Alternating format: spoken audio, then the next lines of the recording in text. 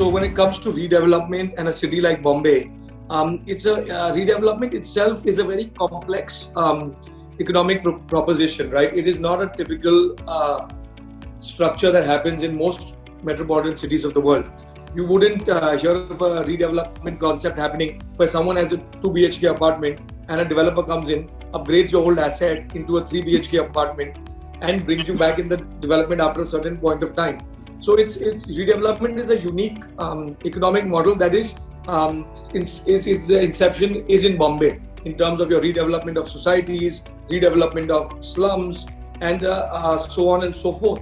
So it's actually very, very complex. There are many facets to redevelopment, starting with the people that you're going to be rehousing and bringing in from who are currently living there, for them to have faith in giving their home to a developer, to making sure that the development is complete on time, and to check the reputation. Post RERA, it has helped a lot. A lot of the fly-by-night developers have not been awarded projects that they shouldn't have, and that's where the bad reputation came in for some of the redevelopments that were stuck and never got complete. So post RERA, the industry has been a lot more structured, because of which the redevelopment has picked up in the last few years. If you see the track record, a lot of redevelopments have launched and will be completed soon. Coming to the problems of redevelopment, as I said, point number one was the whole faith and trust and knowing that the developer will deliver and commit on time. Bringing so many heads of a society together to have faith and trust in one developer and making sure that they are satisfied commercially. Second would be the norms and the ever-changing norm. The redevelopment, the day you sign it to the day the project starts, is a long gestation period. Now, in that gestation period, if there's any rule change, if the MCGM is in a new DCR, that has happened back from 2013 onward, there's always been a lot of change.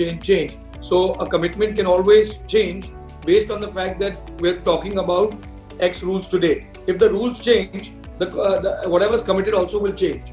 So again, you go back to the drawing board, go back to the society. So this is a very time-consuming process. So from a construction point of view, once the project starts and the developers sound enough in terms of financials, in terms of commitments, and in terms of their reputation, the development doesn't take any time.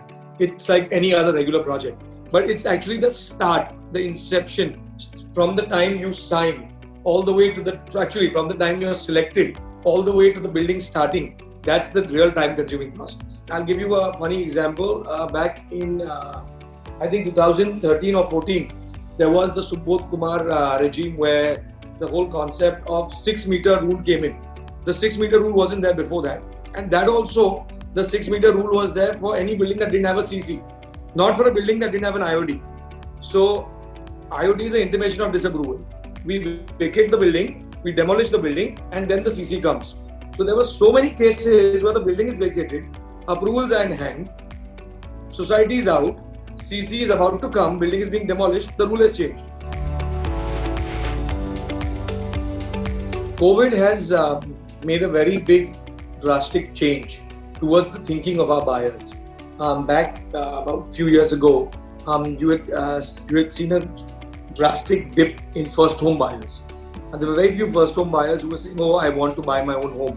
It was the millennial culture where people are saying, I'm studying today in New York, I could be working tomorrow in London, might go back to Bombay, or if I'm working in Bombay, I want to take a job in New York. So why should I be tied down by owning an asset which you're locked in with in terms of the home loan, in terms of such a high interest rates? So they were preferring to rent, and the first home buyer had completely gone away in terms of the millennials. Now with COVID, everyone has realized it's very important. The whole old concept of roti kapda makan had become that much more important, of having your own home, having the security of owning your own space, not being at the mercy. Tomorrow there could be a building in a condominium you're living in, the landlord doesn't want you there, he'll ask you to vacate. In a pandemic situation, where are you going to go? So there are a lot of factors, plus the fact that everyone wanted to upgrade.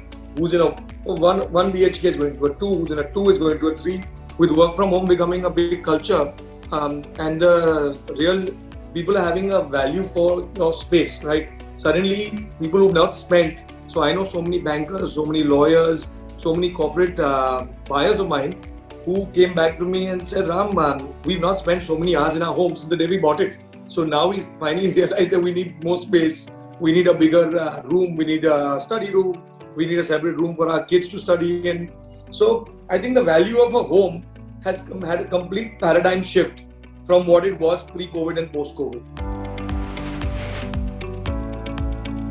There are a lot of factors where, of course, I'm sure you've studied the whole levels that you can get in green buildings, from platinum to gold to silver. So it depends on how much, how conscious the developer is and how conscious the development is. In residential, usually the greenfield is much lesser than commercial, because usually the commercial asset is still owned by the developer. In residential, what it comes down to that we build it and then we hand it over because we sell most of our apartments. So the incentive for the residential developer is a lot lesser than the commercial developer to make it a complete greenfield, to complete a complete sustainable green project. So I feel if the incentives would go up, even the residential guys would make it a little more green, because if you look at the listing of green buildings, majority of them would be commercial versus residential.